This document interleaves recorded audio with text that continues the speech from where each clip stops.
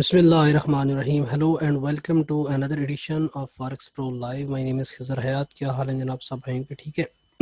उम्मीद है सब खैरियत से होंगे। अच्छा, आज का जो हमारा टॉपिक है ना वो है कंसोलिडेशन के बारे में और उसके बाद ब्रेकआउट के बारे में। ठीक है, कंसोलिडेशन के ऊपर जो मेरी वीडियो पड़ी हुई है यूट्यूब के ऊपर, बेसिकली हम लोग पढ़ेंगे कि ब्रेकआउट क्या होता है।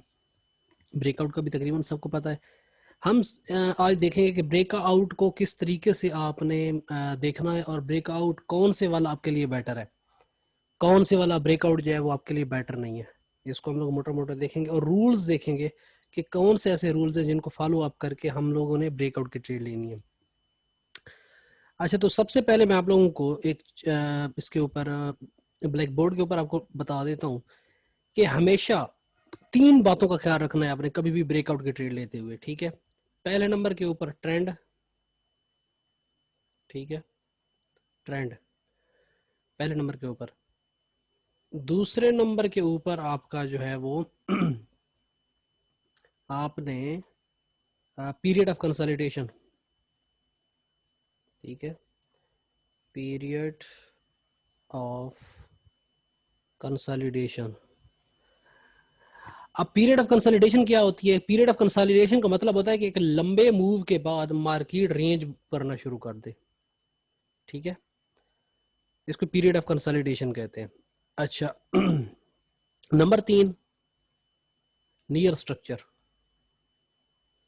Near structure. अच्छा, अब स्ट्रक्चर बेसिकली किसी भी सपोर्ट या रेजिस्टेंस को कहते हैं। अब ट्रेंड, ठीक है, ट्रेंड बेसिकली आपको पता होना चाहिए कि इधर मार्केट मेरी अप साइड पे है या डाउन साइड पे है। ये बेसिक चीज है। इसका अगर आपको नहीं पता तो आपको ट्रेंड के बारे में पहले पढ़ना चाहिए इस चीज को देखने के लिए। दूसरे नंबर में पीरियड ऑफ कंसोलिडेशन का मतलब है कि मार्केट के एक सिग्निफिकेंट मूव के बाद मार्केट वहां पर रेंज करना शुरू कर दे। ठीक है, वहां से आगे बढ़ने से इनकार कर दे, वहीं पे ही ऊपर नीचे होना शुरू कर दे, उसको पीरियड ऑफ कंसोलिडेशन कहते हैं। अब नियर स्ट्रक्चर से क्या मुराद है? नियर स्ट्रक्चर से मुराद यह है कि मार्केट उस पीरियड ऑफ कंसोलिडेशन को क्रॉस करे, ब्रेकआउट करे उससे, तो फिर आपने स्ट्रक्चर जिस रेजिस्टेंस को ब्रेक किया गया है उसके पास से, उस जोन के पास से आपने ट्रेड लेनी है ऊपर की सिमत में। ठीक है, तो ये तीन जो है ना वो रूल्स हैं जो आपने माइंड में रखने कभी भी ब्रेकआउट की ट्रेड लेने से पहले। ठीक हो गया जी। अब कौन सी ट्रेड नहीं लेनी, कौन सी ट्रेड नहीं लेनी? Number 1, against trend. Eighty, against trend. कोई भी ऐसी ट्रेड जो ट्रेंड के खिलाफ हो आपने नहीं लेनी। इसका मतलब ये है कि अप ट्रेंड में जा रही है तो आपने अप ट्रेंड की ही पीरियड ऑफ कंसोलिडेशन लेनी है और उसके ब्रेकआउट पे ट्रेड लेनी है। ठीक है, अप ट्रेंड के अंदर मार्केट नीचे आई हुई हो और इस तरीके से वो पीरियड ऑफ कंसोलिडेशन कर रही हो नीचे की तरफ, नीचे आके, तो आपने कभी भी ट्रेड नहीं लेनी। ठीक है, ऊपर वाली साइड पे तो आप यहाँ पे बॉटम में भी ले सकते हो इसके ब्रेकआउट के ऊपर। ठीक है, लेकिन कभी भी आप नीचे वाली साइड के ब्रेकआउट के ट्रेड नहीं ले सकते इधर की, बिकॉज अब ट्रेंड आपका आपका है। ठीक हो गया जी। तो आपने ट्रेंड के अगेंस्ट ट्रेड नहीं लेनी। उसके बाद दूसरे नंबर की कौन सी ट्रेड जी? ऐसी ट्रेड जो ब्रेकआउट किसी भी स्ट्रक्चर एरिया के पास, भले वो ट्रेंड में क्यों नहीं है, उसको क्रॉस करके दूर चली जाए तो वो ट्रेड भी आपने नहीं लेनी, वरना आपका जो रिस्क है, जो रिस्क टू रिवॉर्ड है, वो खराब हो जाएगा। आपको अपना स्टॉप लॉस रखने में बड़ी प्रॉब्लम होगी। ठीक है, ये वाली ट्रेड भी आपने नहीं लेनी। और अगले नंबर के ऊपर न्यूज के ब्रेकआउट वाली ट्रेड आपने बिल्कुल भी नहीं लेनी। ऐसी ट्रेड जो न्यूज की वजह से हुई हो वो आपने बिल्कुल भी नहीं लेनी। ठीक हो गया जी। तो ये मेन जो एस्पेक्ट है इसके कि आपने ये तीन जो वजूहत की ट्रेड्स बनेंगी ये आपने बिल्कुल भी नहीं लेनी। अब आ जाते हैं लाइव मार्केट के ऊपर। अच्छा, लाइव मार्केट के ऊपर अगर मैं यहाँ पे आपको दिखाऊं तो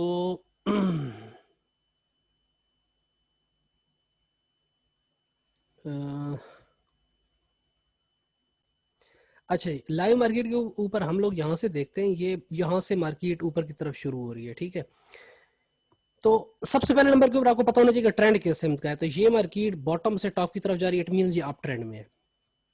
ठीक है, हम लोगों ने क्या करना है, जैसे कि मैंने आपको पहले कहा, पहला रूल ये कि ट्रेंड का पता होना चाहिए आपको। दूसरे नंबर के ऊपर आपको क्या पता होना चाहिए? आपके पास क्या हो? पीरियड ऑफ कंसोलिडेशन हो, जहां पर से मार्केट को रेजिस्टेंस मिले। ठीक है, तीसरा काम आपने क्या करना है? तीसरा काम ये करना है कि स्ट्रक्चर के पास से ट्रेड लेनी है। अब ये वाली जो लाइन थी, ये वाला जो एरिया था, ठीक है। इस एरिया के ब्रेकआउट के ऊपर जब ये रेजिस्टेंस बना हुआ था, इस एरिया को ब्रेक किया यहाँ पर मार्केट ने, तो एक तरीका ये है कि आप डायरेक्ट ब्रेकआउट की ट्रेड ले लो। जैसे ही मार्केट कैंडल ऊपर क्लोज करे इस एरिया के, ठीक है, एक सिग्निफिकेंट मूव के बाद मार्केट उसको क्रॉस करे तो आप ब्रेकआउट की ट्रेड ले सकते हो। लेकिन ये तरीका बहुत डेंजरस है और इस तरीके कार को कहा जाता है एग्रेसिव। ठीक है, एग्रेसिव कहा जाता है।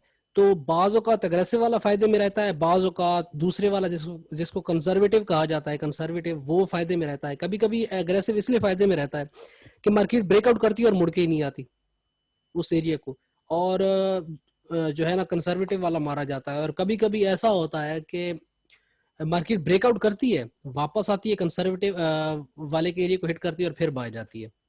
अब नुकसान दोनों में अलग अलग है। वो कैसे कि कभी कभी ऐसा होता है कि जो होता है आपका कंजर्वेटिव वाला, ठीक है, वो यहाँ पे ट्रेड नहीं ले पाता और अग्रेसिव वाला लेता है और मार्केट प्रॉफिट दे जाती है और कंजर्वेटिव वाला रह जाता है। कभी कभी ऐसा होता है कि मार्केट में जो अग्रेसिव घुसता है यहाँ पे, तो मार्केट इतना से ऊपर उठती है और वापस धड़ाम से अंदर आके उसको एसएल उड़ा देती है, तो इस तरीके से उसको लॉस भी होता है। ठीक है, और सेम कंजर्वेटिव वाले के लिए है कि कभी कभी बड़ा बेहतरीन निजाम होता है कि मार्केट जाती है, वापस आके टेस्ट मार के बाय जाती है, और कभी कभी ऐसा होता है कि डायरेक्ट चली जाती है और वापस ही नहीं आती। तो फायदा और नुकसान दोनों में बराबर है। अब आपने अपनी तरफ से ये चूज करना है कि मेरा एसएल जो मैंने पुट करना है वो कहाँ पे होगा, मेरी पोजीशन कहाँ पे होगी, कौन सा रूल ऐसा है जिसके थ्रू मैंने चलना है। ठीक है, आया आप कंजर्वेटिव है, आया आप अग्रेसिव है, ये डिसाइड आपने खुद करना है। दोनों टाइप्स के ट्रेडर्स जो हैं वो दोनों के लिए चांस 50-50 होता है कि मार्केट आया वापस रीटेस्ट करने आएगी या डायरेक्टली चली जाएगी। तो लॉस भी दोनों में जो है वो उसी तरीके से होता है। तो बहरहाल ये आपने डिसाइड करना है कि आप कंजर्वेटिव ट्रेड करते हैं या अग्रेसिव करते हैं। यहाँ पे रूल जो मैं आपको बता रहा हूँ वो ये कि मार्केट ने इस एरिया को टेस्ट किया, उसके बाद नीचे धकेला, फिर टेस्ट किया, फिर नीचे धकेला, इसको मार्केट ने क्रॉस किया। अब जो एग्रेसिव था उसकी एंट्री यहाँ पे है। ठीक है, एसएल वो चाहे जितना दे, इतना दे, इतना दे, वो उसकी अपने रिस्क टू रिवार्ड की बेस के ऊपर है। ठीक है, कंजर्वेटिव का काम ये है कि ये मार्केट इसको ब्रेकआउट करे और वापस आके इसको रीटेस्ट करे इसी एरिया को, तो यहां पर कंजर्वेटिव की ट्रेड होगी। सेम और टीपी सेम प्रीवियस आई, पहला टीपी होता है हमेशा। ठीक है, अब इसकी भी मर्जी है ये एसएल कितना रखता है, रिस्क टू रिवार्ड वाइज अपना निजाम वो खुद चुनेगा। ठीक है, सो ये दोनों के लिए ट्रेड जो थी वो पास थी, चाहे वो कंजर्वेटिव था चाहे वो अग्रेसिव था, दोनों के लिए ये ट्रेड जो थी वो बेहतरीन थी। ठीक है, अब हम आते हैं अगर आगे की तरफ, आगे बढ़ते हैं जी। अच्छा, मार्केट ने टीपी हिट किया यहाँ पर। अगर आप यहाँ पे देखें तो यहाँ पे भी सेम कहानी बनी है कि यहाँ पे रेजिस्टेंस बनी है, मार्केट ने नीचे धकेला है, फिर रेजिस्टेंस बनी है नीचे, फिर रेजिस्टेंस बनी है, फिर धकेला है और इसको लॉन्ग ब्रेकआउट किया है। ठीक है, अब हमारे पास जो एरिया बन रहा है वो बन रहा है ये वाला, हम लोग लाइन खींच देते हैं, ये एक जोन होता है बेसिकली। कोई मार्केट में बिल्कुल एक ढका छुपा एरिया नहीं होता, एक लकीर नहीं होती, एक जोन होता है। ठीक है, अब जो ब्रेकआउट वाला था ना उसकी एंट्री, जो अग्रेसिव था उसकी एंट्री यहाँ पे थी, जैसे ही मार्केट ने ब्रेकआउट किया इस रेजिस्टेंस लेवल के ऊपर। ठीक है, लेकिन कंजर्वेटिव की एंट्री ये है कि ये वापस मार्केट इसी एरिया के ऊपर आए तो वो बाय करेगा। ठीक है, तो यहाँ पे अगर आप देखें तो ये ब्रेकआउट जो ट्रेडर था ना उसकी जो है ना ये प्रॉफिट में चल रही है मार्केट, जो अग्रेसिव था। ठीक है, लेकिन कंजर्वेटिव वाले की ये एंट्री छूट गई है। लेकिन हमारे पास अभी भी यानी कि जब भी मार्केट इस एरिया के ऊपर आएगी स्टिल, बिकॉज ये वाला जो मूवमेंट हुआ ये सारे का सारा मूव, ये सारे का सारा ये सेम वॉल्यूम का हिस्सा है। अच्छा, तो ये देखें ये एंट्री बनती थी दोबारा रीटेस्ट के ऊपर। ठीक है, ये एंट्री बनती थी आपके कंजर्वेटिव की। अब कंजर्वेटिव को देखो आप कितना उसे वेट करना पड़ा है, और फिर यहां से आके इसकी एंट्री हुई है। ठीक है, और सेम टीपी है ये, तो इसमें भी चाहे ये वाला था चाहे ये वाला था, दोनों का टीपी हिट हुआ है। बट कहने का मतलब ये है कि ये कंडीशन हर वक्त सेम नहीं होती। ठीक है, हर वक्त सेम नहीं होती। अच्छा, आगे चलते हैं जी। अब हमारे पास जो अगला रूल था वो ये था कि ये वाला एरिया मल्टीपल टाइम रेजिस्टेंस बना है, मल्टीपल टाइम टच हुआ है, जहां पर पीरियड ऑफ कंसोलिडेशन हुआ है। ठीक है, एक प्रॉपर मूव के बाद एक पीरियड ऑफ कंसोलिडेशन हुआ है, उसके बाद मार्केट ने इसको ब्रेकआउट किया। अब यहां पर देखें जी, यहां पे आप गड़बड़ चेक करें जी। यहाँ पे गड़बड़ अगर हम लोग देखें तो ये जब ब्रेकआउट हुआ है तो ब्रेकआउट वाले ने जब इसकी क्लोजिंग के ऊपर यहाँ पे एंट्री ली है तो उसका क्या है, धड़म से मार्केट वापस आई और उसका ऐसा लड़ा दिया है। ठीक है, सो अग्रेसिव इसलिए मैं कहता हूं कि डेंजरस है। ठीक है, जबकि कंसर्वेटिव को क्या चाहिए था, कंसर्वेटिव ने क्या करना था, कंसर्वेटिव को चाहिए था कि ये वापस मार्केट इसके ऊपर आती और फिर यहाँ पर ये क्या करता, आपको एविडेंस देती और आप बाय करते, तो आपका प्रॉफिट था टीपी पर। तो कंसर्वेटिव की यहाँ पर ट्रेड ही नहीं बनी, जबकि एग्रेसिव की एंट्री हुई लेकिन उसका एसएल उड़ गया। अच्छा, उसके बाद जी मार्केट नीचे आई है और अब दोबारा उसी जोन से टकराई है, ठीक है, पीरियड ऑफ कंसोलिडेशन के जोन से। अच्छा, अब मार्केट दोबारा उस जोन के ऊपर चली गई है, ठीक है। यहाँ पर नीचे उसने पीरियड ऑफ कंसोलिडेशन किया, लेकिन चूंकि ट्रेंड अप है, जैसा कि मैं कह रहा था ट्रेंड अप है, जिसे ट्रेंड का नहीं पता तो वो पढ़ ले। ट्रेंड चूंकि अप है, सो हम लोग यहाँ पर इस एरिया को पीरियड ऑफ कंसोलिडेशन नीचे के लिए नहीं बना सकते कि यहाँ से हम लोग सेल लेंगे, ठीक है, बिकॉज ट्रेंड अप का है। सो पीरियड ऑफ कंसोलिडेशन के ऊपर गई है जब मार्केट दोबारा, तो अगर कोई चाहे तो ब्रेकआउट वाला यहाँ से ट्रेड ले सकता है, अदरवाइज ये ट्रेड पास करनी पड़ेगी आपको, ठीक है। अच्छा, उसके बाद मार्केट दोबारा ऊपर गई, अब हाई बनाया मार्केट ने। अब यहाँ पर हम लोग चेक करें तो ये वाला जो एरिया था, इसको भी हम लोग ले सकते हैं, ये वाला एरिया सेम, लेकिन हम लोग अगर इस एरिया को लें कि ये वाला एरिया जो था वो हमारा मल्टीपल टाइम टच हुआ है, ये वाला, ठीक है। इसके ब्रेकआउट के ऊपर भी यहाँ पे एंट्री थी इसकी अग्रेसिव की, ठीक है। अगर वो बिल्कुल विक पे जाना चाहता है, it's all up to him, लेकिन मैं हमेशा वहां से ट्रेड लेता हूँ जहां पर दो विकेट इकट्ठी होती हैं, ठीक है। एक ही यानी कि क्लोजिंग और दूसरी की विकेट इकट्ठी होती है, बिकॉज ये चीज हमारे पास सेलिंग पावर शो करती है। सो इसको ब्रेकआउट के ऊपर दोबारा इसके ऊपर एंट्री थी, ठीक है। तो ये शॉर्ट टर्म की ट्रेड है आपकी, छोटी सी, अगर आप लेना चाहते हैं तो, ठीक है। बाकी जो पुल बैक वाला था, ठीक है, उसकी एंट्री यहाँ पे बनी, और जिस जो था दूसरा था ब्रेकआउट वाला डायरेक्ट वाला, उसकी एंट्री इस कैंडल के ऊपर यहाँ पे टॉप पे बनी। अब एसएल जो मैनेज करने वाली बात है वो सेम ये होती है कि आपकी मर्जी, आप जितना रिस्क टू रिवॉर्ड ले रहे हो, 1/2 रखते हो, 1/3 रखते हो, उसकी बेस के ऊपर आप करते हो, तकसीम करते हो इस चीज को, ठीक हो गया जी। अच्छा, आगे चलते हैं। दोबारा कंसर्वेटिव की ये वाली एंट्री भी बनती है, दोबारा आके इसने रीटेस्ट मारा इस एरिया को और दोबारा टीपी की तरफ ऊपर गई है, ठीक है जी। अच्छा, अब अगली बात, यहाँ पे चूंकि एक बार रेजिस्टेंस मिल गया लेकिन बार बार में इस एरिया में टचिंग नहीं हुई है, सो हमारी एंट्री इस एरिया के ऊपर एज ए ब्रेकआउट नहीं बनती हमारी एंट्री, ठीक है। अच्छा, अब ये वाला एरिया मल्टीपल टाइम टचेज है और इस लगातार मूव के बाद यहाँ पर पीरियड ऑफ कंसोलिडेशन है, ठीक है। सो हम लोग कहते हैं भाई कि ये वाला जो एरिया है ना, ये जब ब्रेकआउट होगा तो हम लोग इसके ऊपर एंट्री लेंगे, ठीक है। तो मार्केट इस एरिया को ब्रेकआउट देखते हैं जी, करती, ये किया है मार्केट ने ब्रेकआउट। अब यहाँ पे देखने वाली बात है जो मैं अभी कह रहा था, जैसे ही ये ब्रेकआउट हुआ है, तो इस ब्रेकआउट के बाद जिसने लेनी थी एंट्री आपकी एग्रेसिव, वो उसकी एंट्री यहाँ पे हो गई, ठीक है। अब उसने असल यहाँ पे रखा, यहाँ पे रखा, it's all up to him, कहाँ पे रखा, रिस्क टू रिवॉर्ड वाइज।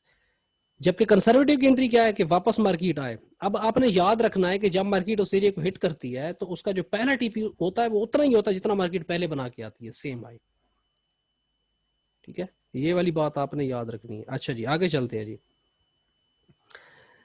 अच्छा, मार्केट इस एरिया के अंदर आई, ठीक है, इसको आप कर सकते हैं कोई लकी, मैंने पहले कहा जोन है, इसमें से एंट्री तो जो कंसर्वेटिव वाला था, ठीक है, उसकी एंट्री यहाँ पे हुई, जबकि जो आपका एग्रेसिव था उसकी एंट्री यहाँ पे हुई इसकी क्लोजिंग के ऊपर, जिस कैंडल ने ऊपर क्लोज किया इसके, ठीक है, यहाँ पे। अब एसएल अगर उसका छोटा सा था तो उसका एसएल हिट है, अगर उसने थोड़ा लंबा एसएल रखा था तो वो भी सेफ है, दोनों जो है वो ज्यादा है। लेकिन अब अगर रिस्क टू रिवॉर्ड देखें आप तो आपको पता चलेगा कि कंसर्वेटिव वाले का रिस्क टू रिवॉर्ड बहुत अच्छा है, ठीक है, दूसरे की निस्बत। लेकिन कभी कभी कंसर्वेटिव वाला पीछे रह जाए। बहरहाल हर चीज के एडवांटेजेस भी होते हैं, डिसएडवांटेजेस भी होते हैं, हर एक चीज जो है, कोई भी चीज परफेक्ट नहीं होती, ये बात आपने याद रखनी है। अच्छा, इस एक अच्छे मूव के बाद एक पीरियड ऑफ कंसोलिडेशन हुई है, ठीक है। सो हम लोग अपना एरिया इसको शिफ्ट करते हैं कि भाई ये हमारा पीरियड ऑफ कंसोलिडेशन है, यहाँ पर सेलर है ऊपर जो बायर को नहीं जाने दे रहा, तो इसके ब्रेकआउट के ऊपर हमारी ट्रेड होगी। तो ब्रेकआउट वाला जो था, जिसने जो डायरेक्ट जिसने एग्रेसिव तरीके से एंट्री ली, उसकी यहाँ पे है, और दूसरा भाई जो है जो कंसर्वेटिव है उसकी वापसी पे एंट्री है यहाँ पे, ठीक है। इसका रिस्क टू रिवॉर्ड चेक करें और इसका रिस्क टू रिवॉर्ड चेक करें, ये वाली चीजें जो है देखने वाली है। तो उसके बाद मार्केट अप जा रही है और दोबारा मार्केट इसमें वापस आई है। अब कंसर्वेटिव चाहे तो दोबारा एंट्री ले सकता है, ठीक है। यहाँ पर अगर उसने यहाँ पर एंट्री लेने के बाद इस एरिया में यहाँ पे ली, जो भी उसका तरीकाकार था, तो अगर तो उसने अपना रिस्क टू रिवॉर्ड उसने मैनेज किया था और उसने अपना उसको ट्रेलिंग स्टॉप उसने लगाया था, तो फिर तो ब्रेक इवन हिट होगा, अदरवाइज उसका एसएल हिट है, ठीक है, दोनों का एसएल हिट है, अदरवाइज चाहे ब्रेकआउट वाले की तो खैर ट्रेड ही नहीं बनती थी, ब्रेकआउट आउट वाला तो यहाँ पे था ही नहीं, कंसर्वेटिव की यहाँ पे ट्रेड बनती थी सेकंड टाइम में, और उसने अगर मैनेज किया था तो break even, otherwise SL hit है, उसके बाद ये एक अलग बात है। अब यहाँ पे क्या है, यहाँ पे अगर जिससे पता है तो उससे पता है कि यहाँ पर मार्केट ने एक लो बनाया, फिर एक जो है वो यहाँ पर उसने एक लोअर हाई बनाया, ठीक है, ऐसा हाई जो पिछले हाई से लो पे है, उसके बाद मार्केट एक लोअर लो बना दिया, ऐसा लो जो पिछले लो से नीचे, ठीक है, ए बी सी डी बना दी नीचे की तरफ, ठीक है। अच्छा, अब यहाँ पे अगर हम लोग देखें तो हमारी जो पोजीशन है वो डाउन की है, नीचे की तरफ हमारा जो है ना ट्रेंड अब डाउन का शुरू हो गया यहाँ पे, वो trend with in a trend है, मैं शॉर्ट टर्म की बात कर रहा हूँ बिकॉज लॉन्ग टाइम का हर एक को नहीं पता होता। तो अब अगर गौर करें आप लोग, तो यहाँ पर इस पीरियड ऑफ, इस लंबे मूव के बाद ये एक पीरियड ऑफ कंसोलिडेशन शुरू हो गई है डाउनवर्ड में। अब चूंकि हम डाउन ट्रेंड है, सो हमने डाउनवर्ड की तरफ के मूवमेंट देखनी है, ठीक है।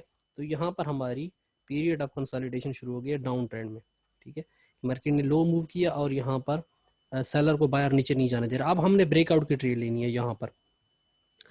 सो डायरेक्टली जो है, डायरेक्टली जो ट्रेड बनती थी वो यहाँ पे बनती थी, जिसने ब्रेकआउट की कैंडल पे ट्रेड ली, और जिसने पुल बैक पे ली उसने यहाँ पे ली, इस एरिया के अंदर के ब्रेकआउट के बाद पुल बैक और दूसरी ट्रेड। अब उसने ऐसा जैसे मैनेज करना है, it's all up to him, ठीक है। अच्छा, उसके बाद दोबारा ये भी रिटेस्ट की ट्रेड थी, सेकंड टाइम अगर वो रिटेस्ट की ट्रेड लेता है तो डाउनवर्ड की साइड पे। अब अगर आप दोबारा देखें तो ये वाला वो एरिया जो मल्टीपल टाइम टच हुआ है, ठीक है, जहां पर बायर एक बार आया, फिर से टकराई, फिर आया, ठीक है, फिर यहाँ पे आने की कोशिश की और इसको ब्रेकआउट की ट्रेड यहाँ पे है, ठीक है, बिकॉज ऑफ डाउन ट्रेंड। मैंने आपको शरायत बताई है, डाउन ट्रेंड हो, ठीक है, डाउन ट्रेंड, उसके बाद क्या हो, पीरियड ऑफ कंसोलिडेशन हो, उसके बाद क्या हो, उसके बाद ब्रेक हो और आपने स्ट्रक्चर के पास से ट्रेड लेनी है, जो स्पोर्ट रेजिस्टेंस ब्रेक हुई है, इतना नहीं कि इतनी बड़ी कैंडल और यहाँ पे आके ट्रेड लो, ये वाला काम आपने नहीं करना, ठीक है जी। तो ये था आपका पीरियड ऑफ कंसोलिडेशन, इसको ब्रेकआउट किया, वापसी पुल बैक पे यहीं से ट्रेड हमने लेनी है, इस एरिया से पुल बैक की ट्रेड, ठीक है, यहाँ से। अब जिसने ली उसका एसएल अगर उसने करीब लगाया था तो हिट है, अदरवाइज होता क्या है, अगर आपने अगर आप स्टूडेंट हैं ट्रेंड के, तो ट्रेंड को भी अगर आप साथ मिलाते हैं तो अभी तक आपकी जो ट्रेड है वो वैलिड है डाउनवर्ड वाली साइड पे, ठीक है। दोबारा आने के बाद ये दोबारा रीटेस्ट की ट्रेड आप यहाँ से ले सकते हैं नीचे आने के बाद। तो ये था जी मोटा मोटा सा अप ट्रेंड और डाउन ट्रेंड का तारुफ, ठीक है, जो मैंने आपको बता दिया है। ये थोड़ा सा आपको ब्रेकआउट के बारे में बताना था। ये एक नॉर्मल सी वीडियो, एक बेसिक सी वीडियो ब्रेकआउट के ऊपर। ब्रेकआउट की बहुत ज्यादा डीप इन्फो है, ब्रेकआउट के रूल्स जो हैं वो बहुत डीप हैं, फॉल्स ब्रेकआउट, ठीक है, उसके बाद ऐसा ब्रेकआउट कौन सा है, जोन के पास है नहीं है, स्ट्रक्चर के पास जो ब्रेकआउट है क्या वो वीक है, सेंटीमेंट के खिलाफ है, पीछे मोमेंटम है नहीं है, बहुत सारी चीजें ब्रेकआउट में काउंट की जाती हैं। ये जस्ट आपको एक ओवरव्यू देना था मोटा मोटा सा ब्रेकआउट के बारे में, सिंपल तीन वर्ड्स के अंदर, कि ट्रेंड के अंदर हो ब्रेकआउट तो आपने लेना है, पीरियड ऑफ कंसोलिडेशन के बाद हो, और स्ट्रक्चर के पास हो, दैट्स इट। ये तीन सिंपल रूल्स हैं जो आप याद रखें, इंशाल्लाह मार नहीं खाएंगे, ठीक है। मुझे अपनी दुआ में याद रखिएगा। I will talk to you soon. अल्लाह हाफिज।